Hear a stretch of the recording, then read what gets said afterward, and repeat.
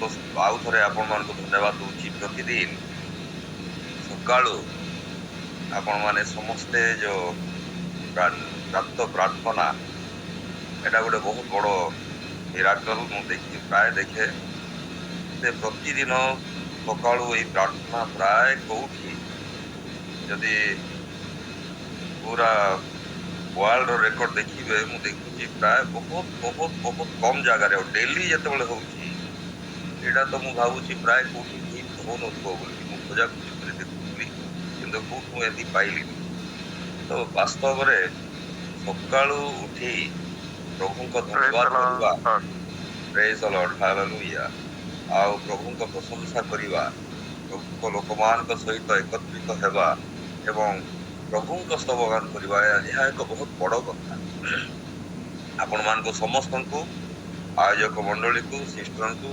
विनय भाई को एवं आमर भाई जी के आउ घर एवं दायित्व नहीं प्रत्येक को आपण मान को मो मोर हृदय कृतज्ञता एवं धन्यवाद अर्पण करुच्ची विशेष कर मुझे हड़बड़ थी जे कौ जगार आज आपण मैंने पढ़ले मुझे जानी पार्ली ना डेरी उठिली आगे हड़बड़ हड़बड़ जॉइन करने को जो आसिली ये टाइम रे टिके मुझे जगह ध्यान रही पार्लानी कौ जगार आपण मैंने पढ़ले जहाँ भी हो आज्ञा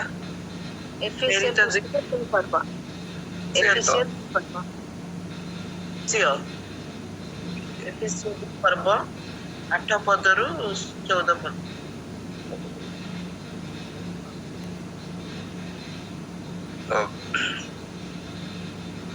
जहाँ भी हो मुझे टे देखी पूर्व मु आज चिंता करी कि दान देवा विषय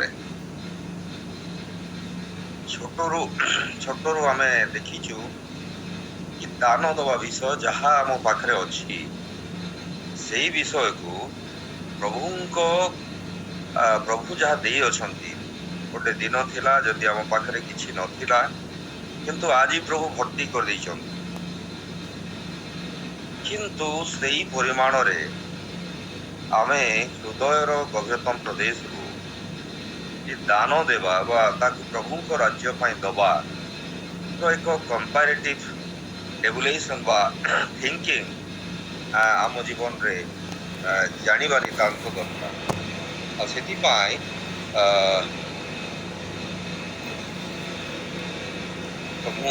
प्रभु को धन्यवाद दूची माथ्यू लुक 6 पर्व 38 पद जो आम देखा लुक 6 पर्व 38 पद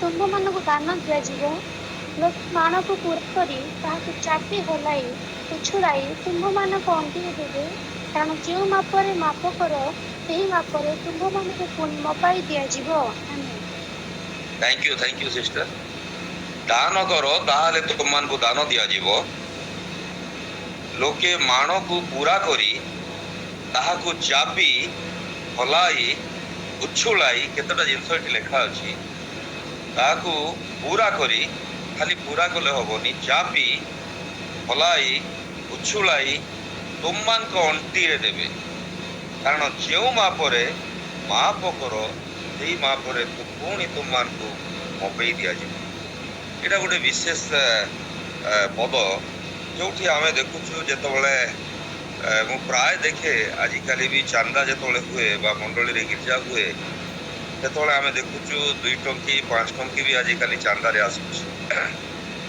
जोटा दुकान रे बा मार्केट रे चलिबोनी से टंका गुड़ाक मंडली रे बा गिरजा घरे बा प्रभु को कार्य आम दे न था अनेक लोक आम देखुचु मो गिरजा आम गिरजा घर जो चांदा आम कलेक्शन करूँ से समय सिक्का बा ये सब बहुत आसे मो कहबार अर्थ आम जोटा कि दुकानी मान पाक जो जाऊ एवं आम मैंने दौ से कहते यहाँ चलो आप फोन पे कर दियो तो आज स्कैनर गुड़ाक आजिकल वेस्टर्न कंट्री अलग जगार बड़ बड़ चर्च स्कैनर लगे दि जाइए किंतु केते जगार आम देखुचु चांदा देला बेलू एवं आम मानकर दशमांश देला बेलू ଆମମାନେ ବହୁତ ଚିନ୍ତା କରୁ ଏଇଥର ତ ମୋର ଦରମା ବା ପଇସା କଟି ଯାଇଛି, ଏଇଥର ତ ଅଳ୍ପ ପାଇଛି, ଆଉ କେମିତି କ'ଣ ଦେବି। ଆମ ଭିତରେ ଗୋଟେ ଚିନ୍ତା ଆସିଯାଏ ଏବଂ ମନ ଭିତରେ ଆଉ ଏକ ଚିନ୍ତା ଆସେ କି ଏଇଥର କଟଛଟ କଲା ବେଳକୁ ମୁଁ ପେନ୍ରେ କାଗଜ ଧରି ଦେଖିଲା ବେଳକୁ ମୁଁ ଦେଖୁଛି ଯେ ଟିକେ ଅସୁବିଧା ଅଛି, ଆଉ ଚିନ୍ତା କରିବାକୁ ପଡ଼େ। ତ ବାସ୍ତବରେ ପ୍ରିୟ ବନ୍ଧୁଗଣ, ଏଇ ଦାନ ଦେବା ବିଷୟରେ ଆମେ ଯେତେବେଳେ ଛୋଟ ଥିଲୁ ଏବଂ ଯେତେବେଳେ ବହୁତ ସମସ୍ୟାରେ ଥିଲୁ, ଯେତେବେଳେ ଅଭାବରେ ଥିଲୁ, ଅନାଟନରେ ଥିଲୁ, ଖାଇବା ପାଇଁ ନଥିଲା, ପିନ୍ଧିବା ପାଇଁ ନଥିଲା, ଘର ବା ରହିବା ପାଇଁ ନଥିଲା, ଏଇ ସମୟରେ ଏହିପରି ଏକ ଜଟିଳ ପରିସ୍ଥିତିରେ ଆମମାନେ ପ୍ରଭୁଙ୍କୁ ଦେବା, ପ୍ରଭୁଙ୍କ ଲୋକଙ୍କୁ ସମ୍ମାନ ଦେବା ଏବଂ ପ୍ରଭୁଙ୍କ ଲୋକ ପାଇଁ ପ୍ରାର୍ଥନା କରିବା, ପ୍ରଭୁଙ୍କ ଲୋକଙ୍କର ଭଲ ଚାହିଁବା, ଏଇ ବିଷୟକୁ ଆମମାନେ ତାଲିମ ପାଇଥାଉ। ଏବଂ ଯଦି ଜଣେ ପ୍ରଭୁଙ୍କ ଦାସ ଆମ ଘରକୁ ଆସୁଛନ୍ତି, ତେବେ ଆମେ ସମସ୍ତେ ସପରିବାର ବ୍ୟସ୍ତ ହେଇ ପଡୁଥିଲୁ, ଚିନ୍ତାରେ ରହିଯାଉଥିଲୁ କି ତାଙ୍କୁ କେମିତି ହିସାବରେ ହସ୍ପିଟାଲିଟି ଠିକ୍ ଠାକ୍ କରାଯିବ, କାରଣ ସେ ଜଣେ ପ୍ରଭୁଙ୍କର ଦାସ ଏବଂ ତାଙ୍କର ପରିଚର୍ଯା ଆମମାନଙ୍କର ପ୍ରାଧାନ୍ୟତା ରହୁଥିଲା। ଖାଇବାଠୁ ଆରମ୍ଭ କରି, ତାଙ୍କୁ ଦେବାଠୁ ଆରମ୍ଭ କରି, ତାଙ୍କ ସହିତ କଥାବାର୍ତ୍ତା, ସମ୍ମାନ କରିବା ଏବଂ ତାଙ୍କୁ ଠିକ୍ ଜାଗାରେ ବସେଇବା ଏବଂ ତାଙ୍କ ସହିତ ସବୁବେଳେ ଜଣେ ଥିବେ। ଏଟା ନୁହେଁ ଯେ ଆମେ ରନ୍ଧାଘର ପଳେଇ ଗଲୁ କି ମାର୍କେଟ ପଳେଇ ଗଲୁ ଆଉ ସେ ବସିବେ ଏକେଲା, ସେମିତି ନୁହେଁ। ଅଲରାଉଣ୍ଡ ଫେଲିସିଟେସନ୍ ବା ସବୁ ପ୍ରକାର ଚର୍ଚ୍ଚା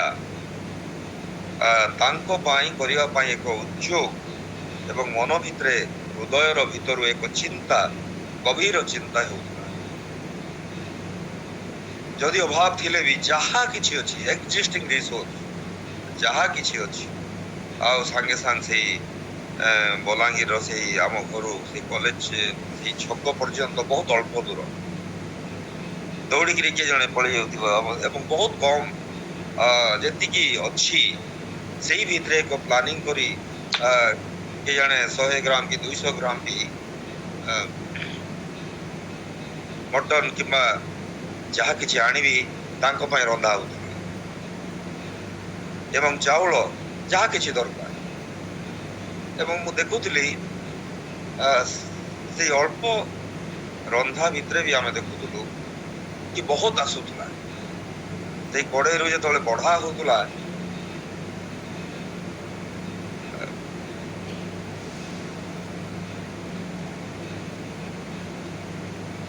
ସେଇ ସମୟରେ ସେଇଟା ସେଇ ଛୋଟ ପିଲାର 5 ରୋଟି ଆଉ 2 ମାଛ ପୁରି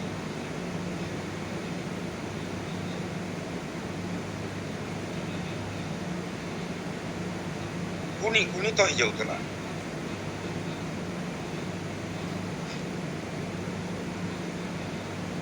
ଆଉ ସେମାନେ, ଏଇ ବାଳକମାନେ କିମ୍ବା ଅନ୍ୟମାନେ, ସେମାନେ ଖୁସିରେ ଯାଉଥିଲେ।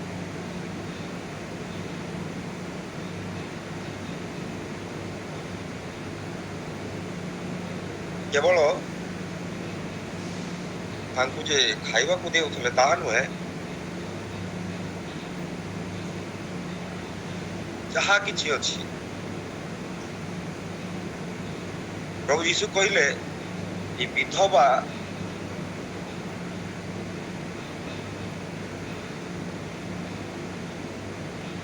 ତାର ଗିଭିଂଟା ହଉଛି ସବୁଠୁ ବଡ଼, କାରଣ ସେ ବହୁ ପରିମାଣରେ ପ୍ରଭୁଙ୍କୁ ଦାନ କଲା। ଦ ପରସେଣ୍ଟେଜ ଅଫ୍ ଗିଭିଂ ବଡ଼ ବଡ଼ ଲୋକମାନଙ୍କର ଏବଂ ବିଧବାର ମଧ୍ୟରେ ଏକ ପାର୍ଥକ୍ୟ ଥିଲା। ଏବଂ ଆମ ପକେଟରେ ଯାହା ବି ଥିବ, 10 ଟଙ୍କା ହଉ, 5 ଟଙ୍କା ହଉ, 20 ଟଙ୍କା ହଉ, ଆଉ ସେଇ ସମୟରେ ଟଙ୍କାର ଭ୍ୟାଲ୍ୟୁ ମଧ୍ୟ ବହୁତ ଥିଲା। ଆଉ ଯାହା କିଛି ହଉ, ଯୋଉଠି ବି ଥିବ ଖୋଜାଖୋଜି କରି ତାଙ୍କ ହାତରେ ଆମେ ଦେଇ ଦଉଛୁ। ଏଠି ଲେଖାଯାଏ give and ye shall be given, ଦିଅ ତହିଁରେ ହିଁ ଦିଆଯିବ। ଯଦି ଦେଇପାରି ନାହାନ୍ତି ତେବେ ଦବା ତେବେ ପାଇବାଟା ବିଲକୁଲ ଅସମ୍ଭବ। ଆଜି ବି ଆମେ ଦେଖୁଛୁ ଯଦି ବି ଯିଏ ବି ପ୍ରଭୁଙ୍କ ଲୋକ ଆସୁଛନ୍ତି, କିଏ କହୁଛନ୍ତି ଆମ ଗିର୍ଜା ଘରେ ଜଣେ ପ୍ରଭୁଙ୍କ ଦାସ ଆସିଲେ ଏବଂ ସେ କହିଲେ ଆମ ଗିର୍ଜା ଘରେ କିଛି କାମ ଅଛି। ମୁଁ କହିଲି ଠିକ ଅଛି, ମୁଁ ଯିବି ଆଉ ଦେଖିବି। ସେ ବହୁତ ଥର, ଗୋଟେ ଥର ଆଇଲେ, 2 ଥର ଆଇଲେ, 3 ଥର ଆଇଲେ, 4 ଥର ଆଇଲେ, 5 ଥର ଆଇଲେ, କିନ୍ତୁ ଷ୍ଟିୱାର୍ଡସିପ୍ ହଉଛି how to give your money properly to the proper place. ଦବାଟା ବି ବହୁତ ବଡ କଥା ନୁହେଁ, କିନ୍ତୁ ଠିକ ଜାଗାରେ ଦବାଟା ବି ପ୍ରଭୁ ଚାହାନ୍ତି। କାରଣ ପ୍ରଭୁ ଆମକୁ ଯାହା ଦେଇଛନ୍ତି ତାହା ଆମେ ଠିକ ଭାବରେ ବ୍ୟବହାର କରୁଛୁ କି ନାହିଁ ତାର ମଧ୍ୟ ଲେଖା ଆମମାନଙ୍କୁ ଦବାକୁ ପଡିବ। ଯାହା ଆଖି ବନ୍ଦ କରିକିରି ଅନୱାଣ୍ଟେଡ ଜାଗାରେ ଦବା ଏବଂ ଅନୱାଣ୍ଟେଡ ଜାଗାରେ ଆମେ ପଇସା ପତ୍ର ଦବା, ଇଏ କରିବା, ସେଇଟା ବଡ କଥା ନୁହେଁ। କିନ୍ତୁ ବେଳେ ସେଇ ପାଷ୍ଟରଙ୍କୁ ମୁଁ ଦେଖିଲି, ତାଙ୍କ ଚର୍ଚ୍ଚକୁ ଗଲି, ପ୍ରାୟ ବରଗଡ଼ ପାଖରୁ ବହୁତ ଦୂର ତାଙ୍କର ଚର୍ଚ୍ଚ, ନିରଞ୍ଜନ ପୂଜାରୀଙ୍କର ତାଙ୍କର କନଷ୍ଟିଚୁଏନ୍ସି। ତାଙ୍କୁ ମୁଁ ଦେଖିଲି ତାଙ୍କର ଚର୍ଚ୍ଚରେ, ସେ କହିଲେ 12ଟା ପଙ୍ଖା ଦରକାର। ମୁଁ ଦେଖିଲି ତାଙ୍କ ଚର୍ଚ୍ଚରେ ବୁକ୍ ଲାଗିଛି 7ଟା 6ଟା। ମୁଁ କହିଲି 12ଟା ଆପଣ ମାଗିଲେ, 6ଟା ବୁକ୍ ଲାଗିଛି, ଆଉ କୋଉଠି ଲଗେଇବେ? ନା ଆଜ୍ଞା 6ଟା ଦେଇଦେଲେ ବି ଠିକ ହବ। କହିଲି 6ଟା କେତେ କେତେ ଗୋଟେ ପଙ୍ଖାର ଦାମ? ସେ କହିଲେ 2 ହଜାର ସବୁ ଭଲ ପଙ୍ଖା ଦିଏ। ତ 6 ଦୁଣେ 12,000 ଟଙ୍କା ମୁଁ ଫୋନ ପେ କରିଦେଲି। ତାପରେ କିଛି ଦିନ ପରେ ତାଙ୍କ ଚର୍ଚ୍ଚରେ ମୁଁ ପ୍ରଚାର କରି ଆସିଲି। କିଛି ଦିନ ପରେ ମୁଁ କହିଲି ଆଜ୍ଞା ମାନେ ସମସ୍ତେ ଖୁସି ହେଲେ, ଆପଣ ଦେଲେ, ଆଉ ୱାରିଂ ପାଇଁ ଆଉ 12,000 ଦରକାର। କହିଲି ସେଇଦିନ କହିଦେଇଥାନ୍ତି, ମୁଁ ଦେଇଥାନ୍ତି। ଆଉ ୱାରିଂ ପାଇଁ 12,000 ଦରକାର ହବନି, ମୁଁ ଲୋକ ପଠେଇଦେବି, ଆପଣଙ୍କୁ ୱାରିଂ କରିଦେବି। 12,000 କିନ୍ତୁ ଦେଇପାରିବି। ମୁଁ କହିବାର ଅର୍ଥ, ଷ୍ଟିୱାର୍ଡସିପ୍ ହଉଛି ଏହା ନୁହେଁ ଯେ ପ୍ରଭୁ ବହୁତ ଦେଇଦେଲେ ଏବଂ ଆମେ ଯିଏ ଯାହା କହିଲା ତାକୁ ଦେଇଦବା। କିନ୍ତୁ ଯୋଉ ମାପରେ ଆମେ ଦବା, ଆଉ ଯଦି ସେଇଟା ରାଇଟ୍ ୱିଙ୍ଗରେ ଆମେ ଦେଇଛୁ, ତେବେ ଆମମାନଙ୍କୁ ପୁଣି ସେଇ ମାପରେ ଫେରେଇ ଦିଆଯିବ କିମ୍ବା ତାଠୁ ବଡ ମାପରେ ମଧ୍ୟ ଫେରେଇ ଦିଆଯିବ। ସେଥିପାଇଁ ଆମେ ଦେଖୁଛୁ ଆଜି ଅନେକ ଗରିବ ହେଇକି ରହିଅଛୁ। ଏଇଟା ଗରିବୀ ବା ପୋଭର୍ଟି ଅଳ୍ପ ସମୟ ପାଇଁ ଆସେ, ଇଟ୍ ଇଜ ଟେମ୍ପରାରୀ। କିନ୍ତୁ ଅନେକ ଦେବା ପାଇଁ, ଯଦି ଆମର 5,000 ଅଛନ୍ତି ଲୋକ, 5,000 10,000 ତାଙ୍କ ଇନକମ୍ ଅଛି, ସେଇ ଭିତରେ ସେମାନେ ସାଙ୍ଗେ ସାଙ୍ଗେ 10,000 ଜଣଙ୍କର ଦରମା ମୁଁ ଜାଣିଛି, ଆଉ ସେ ସାଙ୍ଗେ ସାଙ୍ଗେ ସେଇଥିରେ ସେ ପଇସା ଦେଇଦେବେ, ସାଙ୍ଗେ ସାଙ୍ଗେ ତାଙ୍କର 10 ମାସ କାଢିକି ପଠେଇଦେବେ। ଇଣ୍ଟରନେଟ ତ ସେଇଥିପାଇଁ ଆମମାନଙ୍କୁ ଚିନ୍ତା କରିବାକୁ ପଡିବ କି ସେଇମାନଙ୍କ ମନୋଭାବ, ଆଉ ସିଏ କେବେ ବି ଅଭାବରେ ପଡିବେ ନାହିଁ। ଆଜି ଆମମାନେ ଯୋଉ ଅଂଶ ଆମେ ପଠନ କରିଛୁ, ଯଦିଓ ମୁଁ ଭୁଲ ଭାଲ ମାନେ ଅନ୍ଦାଜ କରିପାରିଲିନି, କିନ୍ତୁ ମୁଁ ଯେତେବେଳେ ପଢୁଥିଲି ଲାଷ୍ଟ ଅଂଶ ଲେଖାଯାଏ ତ ସଫରିଂ ବିଷୟରେ କିଛି ଗୋଟେ ଲେଖା ଅଛି କି ଆମମାନେ ସେ ସଫରିଂ ପାଇଁ ବ୍ୟସ୍ତ ନ ହଉ, ବା ଇନଡାଇରେକ୍ଟଲି ଆମେ ଯଦି ଦେଖିବା ଅଭାବ, ଅନାଟନ, ସମସ୍ୟା, କଷ୍ଟ, ଏଇ ଭିତରେ ଆମମାନେ ନିରୁତ୍ସାହିତ ନ ହଉ। ଯଦି ଆମମାନଙ୍କ ପାଖରେ ନାହିଁ, କିନ୍ତୁ ଯାହା ଅଛି ସେଇଥିରେ ଆମମାନେ ପ୍ରଭୁଙ୍କୁ ମଧ୍ୟ ଦେବା ଶିଖିବା ଅଛି।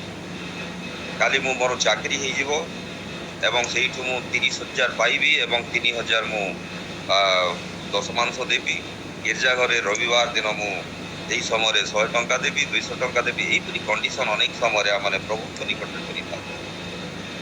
ଆମମାନେ ମନେ ମନେ କଥାବାର୍ତ୍ତା କରିଥାଉ, ଭାବିଥାଉ, ଡିସ୍କସନ କରିଥାଉ, ଇଣ୍ଟରାକ୍ସନ କରିଥାଉ, କିନ୍ତୁ ପ୍ରଭୁ ଚାହାନ୍ତି give and ye shall be given। କଣ ଦବା? ସେଦିନ ସେ ବିଧବା ଯାହା ଥିଲା ସେ କାଢିକି ସେ ସବୁ ଦେଇଦେଲା।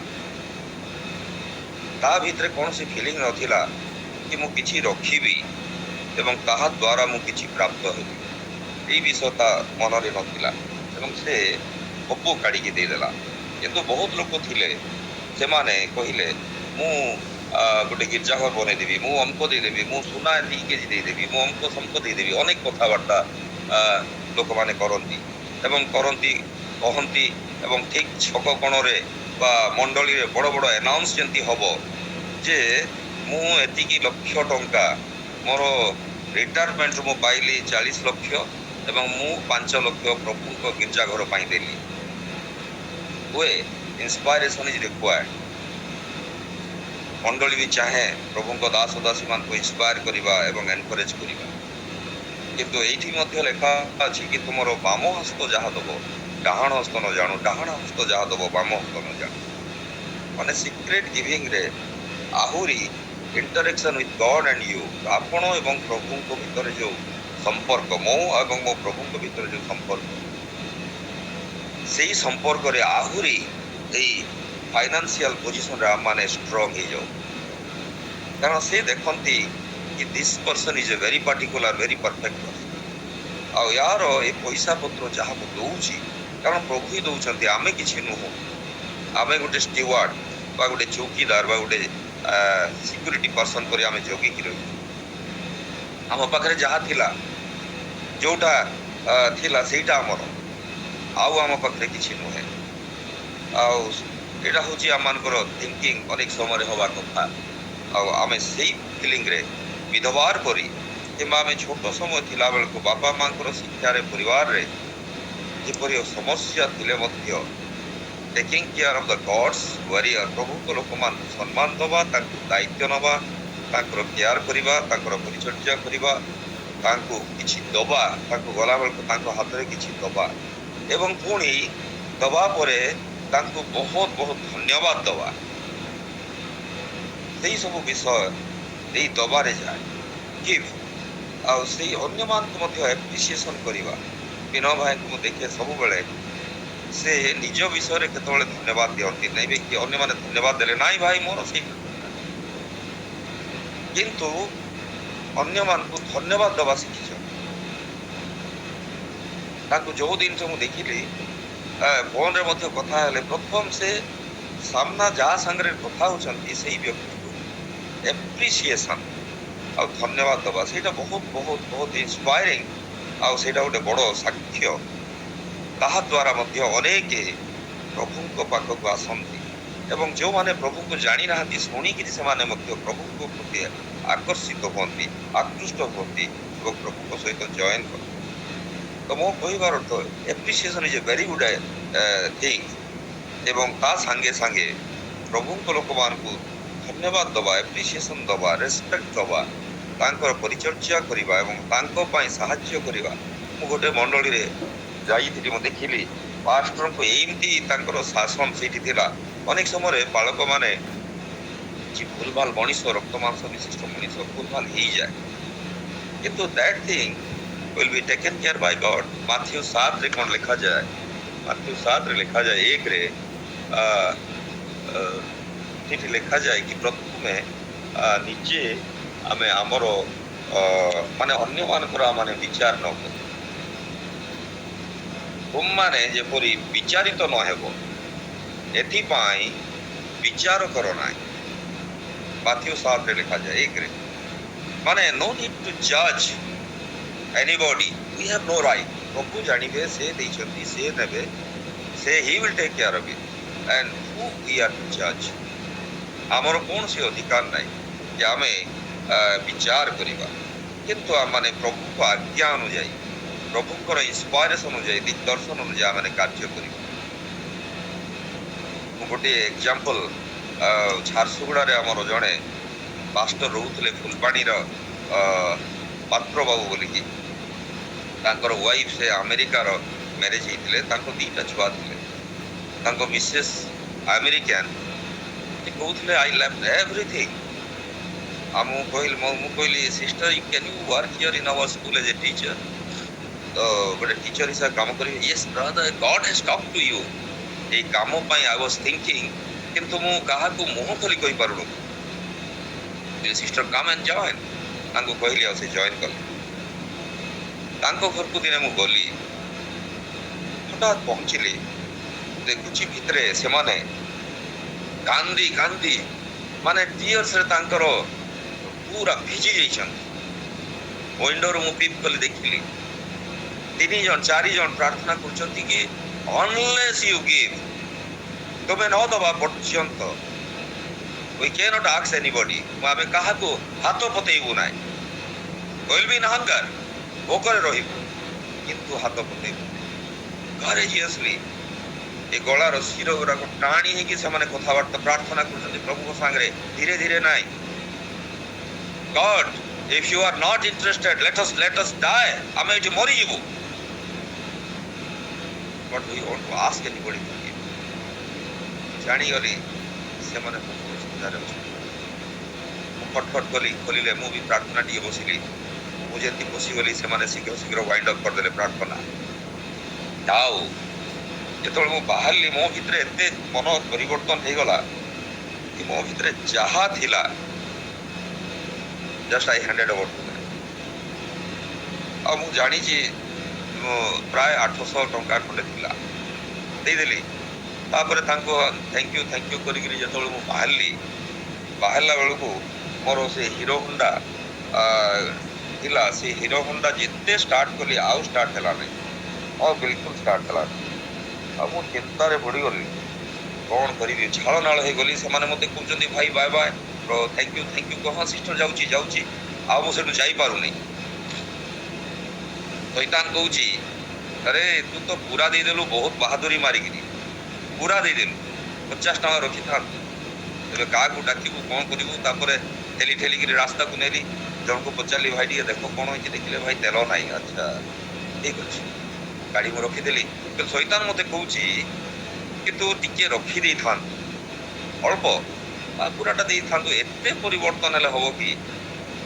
ଆଉ ମୋତେ ସେ ମାନେ the devil was torturing me like anything. ମୁଁ ସେତେବେଳେ ଝାଳ ନାଳ ହେଇକିରି ପାଗଳ କରି ହେଇଗଲିଣି, ଭଲ ଲାଗୁନି, ବିଲକୁଲ ଭଲ ଲାଗୁନି। ଆଉ ସିଏ ସେଇଠି ମୋତେ ଆଉ ଗୋଟେ ପ୍ୟାକେଜ ଆଣିକି ମୋତେ ଟର୍ଚର କରୁଛି।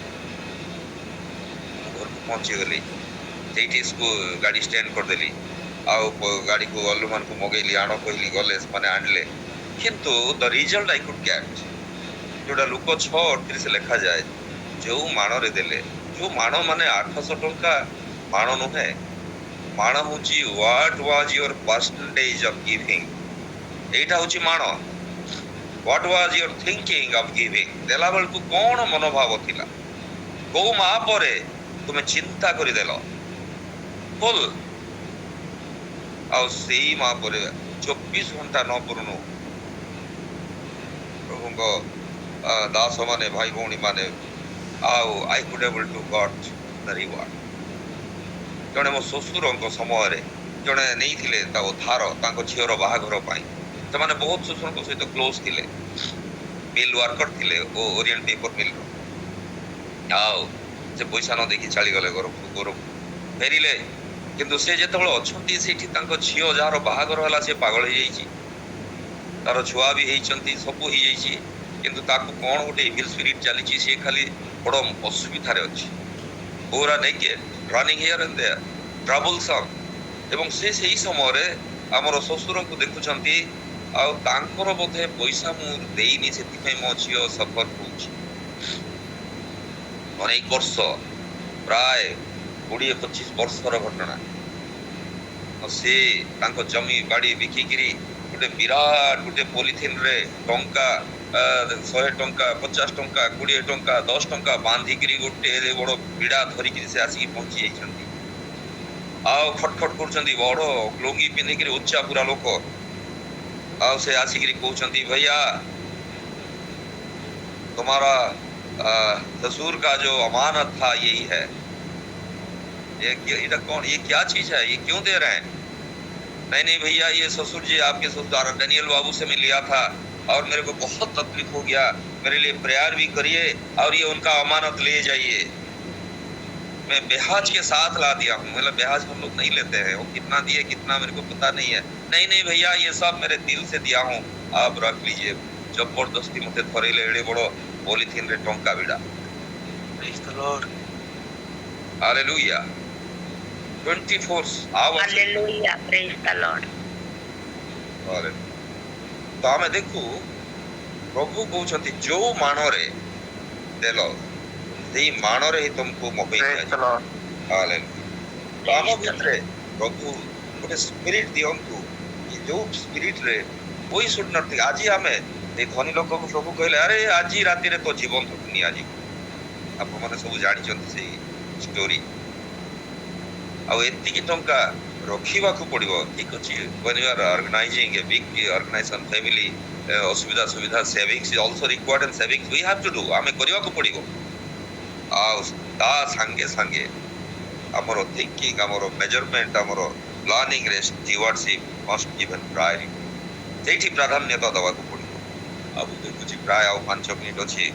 ଆଉ ଆଉ ଗୋଟେ ଗଳ୍ପ କହିକି ମୁଁ ଶେଷ କରିବାକୁ ଚାହୁଁଛି। ଯୋଉଠି ଗୋଟିଏ ରାଜା ତାର ପ୍ରଧାନମନ୍ତ୍ରୀ ଖୋଜିବା ପାଇଁ ସେ ଇଆଡେ ସିଆଡେ ବହୁତ ଦୂର ବୁଲିଲେ। ଗୋଟେ ଜାଗାରେ ପହଞ୍ଚିଲେ, ଗୋଟେ ଗଛ ତଳେ ଛଦ୍ମ ବେଶରେ ଠିଆ ହେଇଛନ୍ତି। ଦେଖିଲେ ଗୋଟେ ଭିକ୍ଷୁକ, ଗୋଟେ ବୁଢା, ସେ ତାଙ୍କର ଖାନା ଫାନା ଆଣିକିରି ରଖିକିରି ହାତ ଧୋଇକିରି ସେ ଖାଇବା ପାଇଁ ପ୍ରସ୍ତୁତ ହେଇକିରି ଗୋଟିଏ ଥର ଥାଳିରୁ ଖାନା ନେଇକିରି ମୁହଁରେ ଏମିତି ଲଗେଇବି କହୁଛନ୍ତି। ଗୋଟେ ଛୋଟ ପିଲା ଆସିକି ହାତ ପକେଇଲେ ଏବଂ ସେ ସେଇ ଖାନାକୁ ବି ରଖିଦେଲେ ଆଉ ପୁରା ଖଲି ନେଇକିରି ସେ ପିଲାକୁ ଦେଇଦେଲେ। ଏବଂ ରାଜା ଦେଖିଲେ ଦିସ୍ ପର୍ସନ 100% ଗିଭିଂ, ସମ୍ପୂର୍ଣ୍ଣ ଦବାର ଏକ ବ୍ୟକ୍ତିତ୍ୱ, ସମ୍ପୂର୍ଣ୍ଣ ସେବା କରିବାର ଏକ ବ୍ୟକ୍ତିତ୍ୱ ଏଇ ବ୍ୟକ୍ତି ହେଇପାରେ। ତାକୁ ସାଙ୍ଗେ ସାଙ୍ଗେ ଅର୍ଡର କଲେ, ଗଲା ପ୍ରସାଦ, ରାଜପ୍ରସାଦକୁ ଗଲା, ଅଟ୍ଟାଳିକାକୁ ଗଲା। ଏଠି ତାକୁ ସବୁ ସଫାସୁତୁରା କରିକି ପ୍ରଧାନମନ୍ତ୍ରୀର ତାକୁ ଅବସ୍ଥାପିତ କରାଗଲା। ଲୋକମାନେ ଅହଙ୍କାର ହେଲେ। ଯେତେବେଳେ ବୃତ୍ତି ପାଇବାକୁ ଲାଗିଲେ ସେ ଦେଖିଲେ he was a beggar। ଏବଂ ଆଜି ପ୍ରଧାନମନ୍ତ୍ରୀ ହେଲା ପରେ ବି ସେ କହୁଛନ୍ତି I am still a beggar। ଏବଂ ସେ ସବୁବେଳେ ନିଜକୁ ନତ କରିବା ପାଇଁ ପ୍ରଚେଷ୍ଟା କରିଅଛନ୍ତି। ଆଉ ହଠାତ୍ ତାର ସବୁବେଳେ ଜାଣନ୍ତି ଯୋଉମାନେ ଆଗକୁ ଯିବେ, ଆପଣ ଅଭାବରେ, ଅସୁବିଧାରେ, କଷ୍ଟରେ ଥିଲେ ଠିକ ଅଛି, ଯଦି ଟିକେ ଭଲରେ ହେଇଗଲେ ଆପଣଙ୍କ ପଛରେ ଆଉ କେତେ ଲୋକ ଗୋଡ ଟାଣିବା ପାଇଁ ପହଞ୍ଚିଯିବେ, ଆପଣଙ୍କୁ ତଳକୁ ଟାଣିବେ, ଆଗକୁ ଯିବାକୁ ଦେବେ ନାହିଁ, ଆଉ ବଚସା କରିବେ, ମିଥ୍ୟା କୁତ୍ସା ରଚନା କରିବେ, ଅନ୍ୟମାନଙ୍କୁ ଭଟକେଇବେ, କେତେ କଥା ଆପଣମାନେ ଅନୁଭବ କରିଥାଇ ପାରନ୍ତି। ଏବଂ ସେଇ ହିସାବରେ ଏଇ ବ୍ୟକ୍ତି ପାଇଁ ଅନେକ ଯୋଜନା କରାଗଲା। ତାହାକୁ ରାଜାଙ୍କ ସାମ୍ନାରେ କିପରି ବଦନାମ କରାଯିବ, କିପରି ୟାକୁ ତଡ଼ା କରାଯିବ, କିପରି ପଳେଇବ। ଏବଂ ସେମାନେ ଦେଖିଲେ ତାର କିଛି ଭୁଲ ପାଉନାହାନ୍ତି, କିନ୍ତୁ ଗୋଟେ ଦିନ ଭିତରେ ସେ 3-4 ଘଣ୍ଟା ତା କୋଠରରେ ଭିତରୁ ଦରବାଜା ବନ୍ଦ କରିକି ସେ ରହୁଛି। ରାଜାଙ୍କୁ କହିଲେ, ରାଜା ସେ ଭିକାରୀକୁ ତମେ ଆଣି ପ୍ରଧାନମନ୍ତ୍ରୀ କଲ, ସେ 4 ଘଣ୍ଟା ପ୍ରତିଦିନ ଆପଣଙ୍କ ବିରୁଦ୍ଧରେ କଣ ସେ ଦରବାଜା ବନ୍ଦ କରି କଣ କରୁଛି, ଆପଣଙ୍କୁ ପରମିଶନ ନେଇଛି? ନା ନା, ମତେ କେବେ ନେଇନାହିଁ। ମତେ ସବୁ କଥା ପଚାରେ, ଏଇ କଥାଟା ପଚାରେନି, ଆପଣ ଟିକେ ଚେକ୍ କରନ୍ତୁ। ତାପରେ ରାଜା ଦେଖିଲେ ଠିକ ଅଛି, କିଛି ଗୋଟେ ଗଡବଡ ଅଛି। ଆଉ ଦିନେ 2 ଦିନ 3 ଦିନ ଅନ୍ୟ ସେଇ ଲୋକମାନଙ୍କୁ କହିଲେ, ଦେଖ ଟିକେ ମତେ ରିପୋର୍ଟ ଦିଅ। ସେମାନେ ଗଲେ ରିପୋର୍ଟ ଦେଲେ ଯେ ସବୁଦିନ ଏଇ କାମ ତାର ଚାଲିଛି, ସବୁଦିନ। ଆଉ ସେ ସାଙ୍ଗେ ସାଙ୍ଗ ଦିନେ ଅଚାନକ ଭାବରେ ଦିନେ ଆସିଗଲେ ଏବଂ କହିଲେ ଏ ଦରବାଜା ଭାଙ୍ଗି ଦିଅ, ଖଟଖଟ ବି କରନି। ଭାଙ୍ଗି ଦିଆଗଲା। ଭିତରେ ସେ ବସିଛନ୍ତି, ଗୋଟେ ବାକ୍ସ ଅଛି।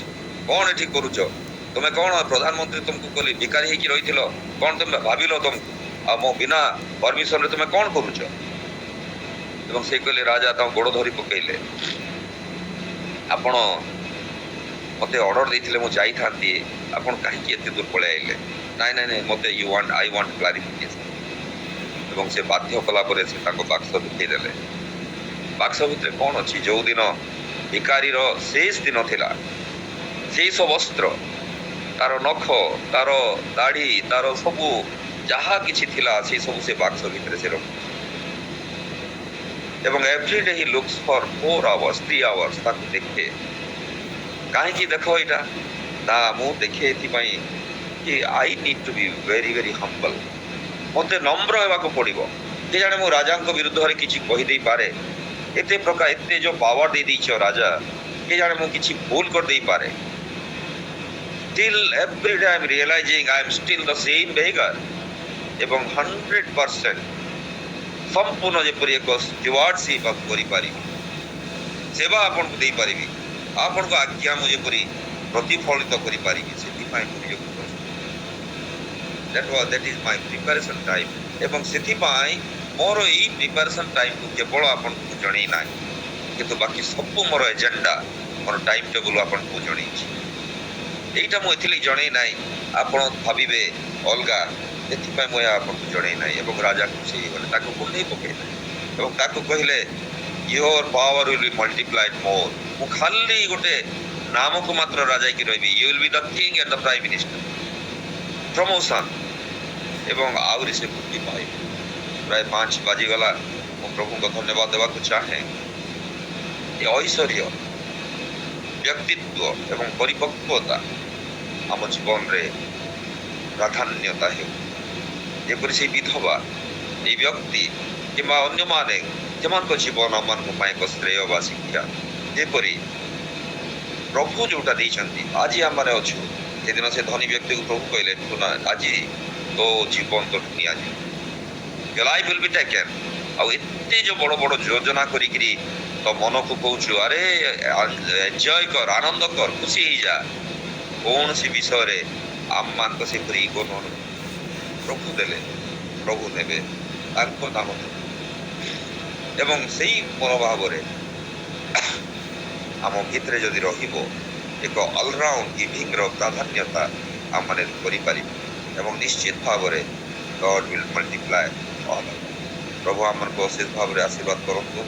ଯେପରି ଏଇ ଆଜି ସକାଳର এই ଉପସ୍ଥିତି ଏକ ଐଶ୍ୱର୍ଯ୍ୟ ବୃଷ୍ଟି ବା ଐଶ୍ୱର୍ଯ୍ୟ ଆଶୀର୍ବାଦର ଗୁଣିତ ଆମମାନଙ୍କ ଜୀବନରେ ହବ ଏବଂ ଆମମାନେ ଯେପରି ହୃଦୟର ଗହୀନ ପ୍ରଦେଶରୁ ଅନୁଧ୍ୟାନ କରିପାରିବା। ଏଥିପାଇଁ ପ୍ରଭୁ ଆମମାନଙ୍କୁ ଅଶେଷ ଭାବରେ ଆଶୀର୍ବାଦ କରନ୍ତୁ। ଆଉ ଥରେ ମୁଁ ଆପଣମାନଙ୍କୁ ଧନ୍ୟବାଦ ଦେବାକୁ ଚାହେଁ।